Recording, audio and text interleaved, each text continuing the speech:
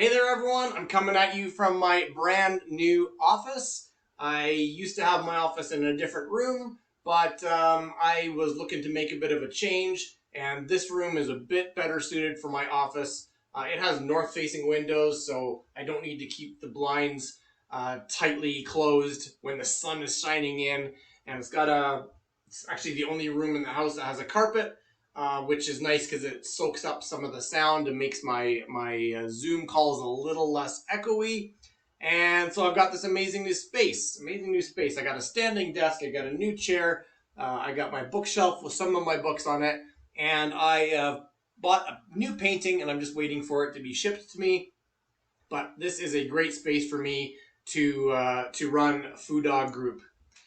I want to talk to you today about a productivity strategy that I have been using lately that's been working really well. I really like it. It gives me a ton of clarity every single day, and I wanted to share it with you because you might find it useful as well.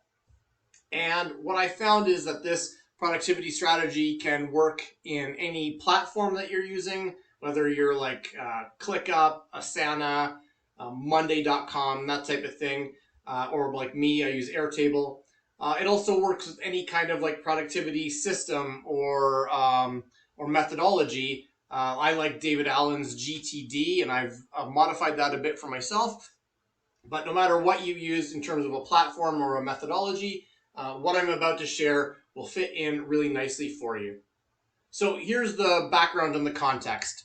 I'm going to share what was happening for me. You might also experience this as well. So I would have a list of tasks for my day, and I would be working through them, and my list of tasks grows pretty big every day, and there's no way I can get them all done. I do my best.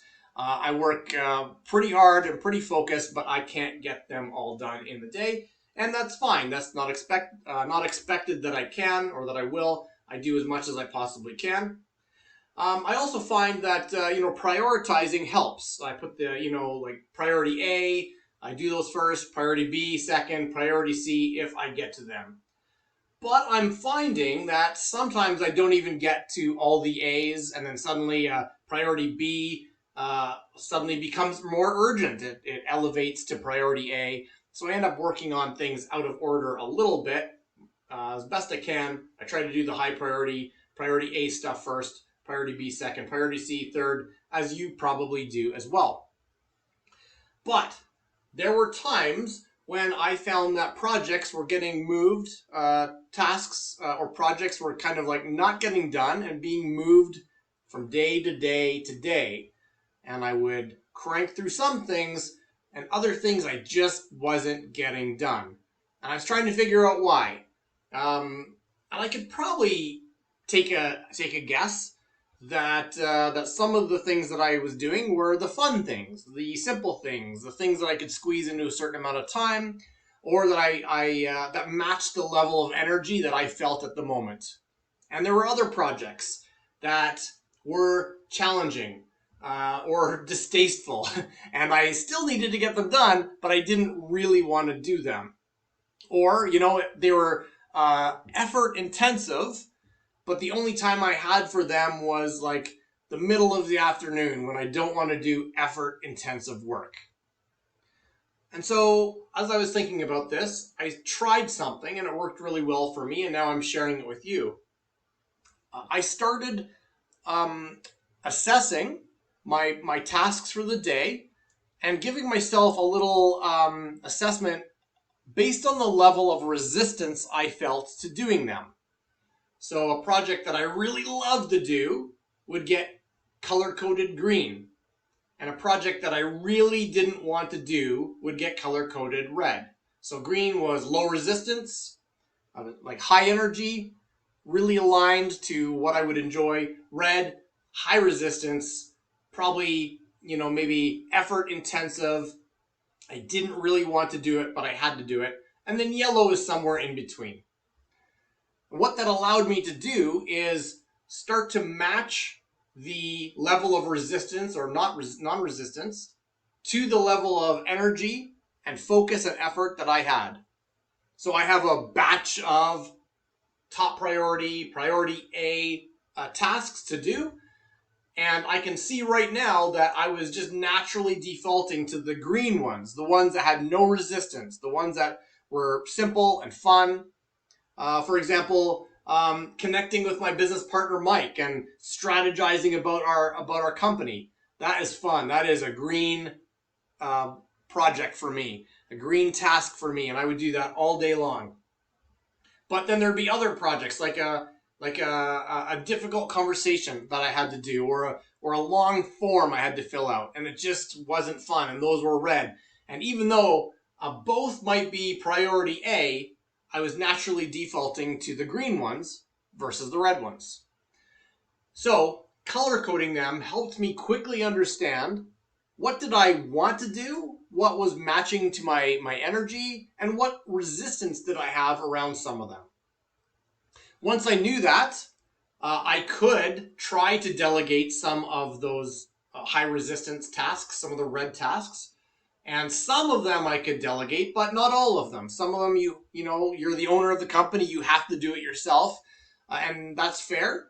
I don't mind doing difficult things, but it's more now about a level of awareness that I bring to the task, so that a red task, a high resistance task, I know that what I'm feeling when I get into that task.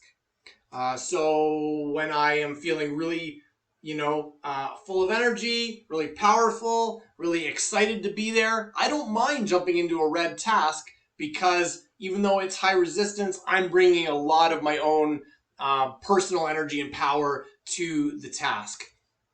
I also know that I could take red tasks and ask myself, how can I make this task yellow or even green? And there are little things that you might do.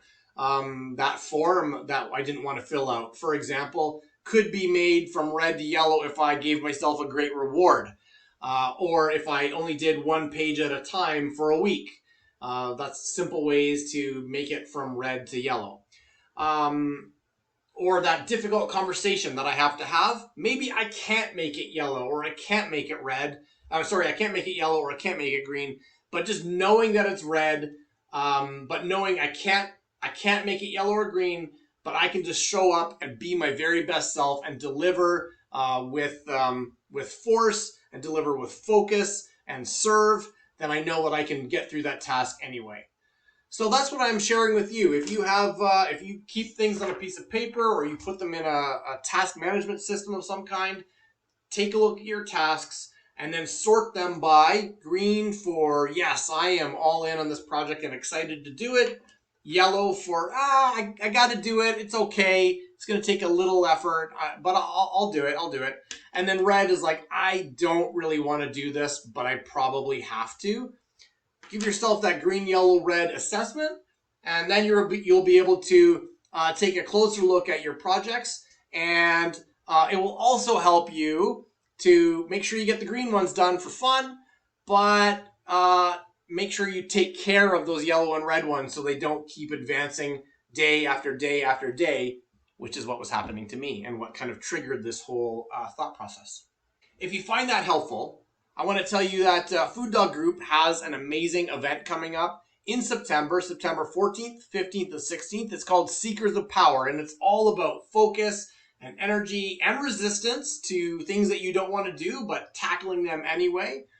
And I'll be there, and the Food Dog team will be there. It's an in-person event in New Hartford, Connecticut on September 14th, 15th, and 16th. I'm really excited about it. And I hope maybe you would consider attending. If you have questions about it, if you want to know more about Seekers of Power, and if you want to come and hang out with me and the Food Dog team and other like-minded people to learn about energy, power, focus, and resistance, and those types of concepts, then hit me up in private message, and I will tell you all about Seekers of Power. All right, everyone, have an amazing day.